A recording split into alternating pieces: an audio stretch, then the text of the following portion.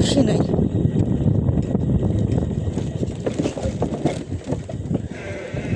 মনে হচ্ছে জনজীবন সব থমকে গেছে, থেমে গেছে, মানুষজনই নাই, সব একদম ফাঁকা করছে একদম। আর বাতাস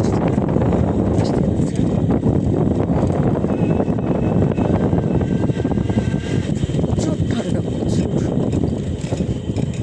এই হাঁসদের কি ঠান্ডা লাগে না? কি করে পানির মধ্যে গোসল করছে।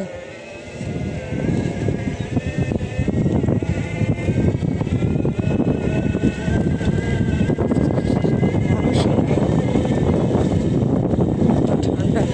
এখন বেলা 10টা বাজে কিন্তু রোদের কোনো দেখাই নেই।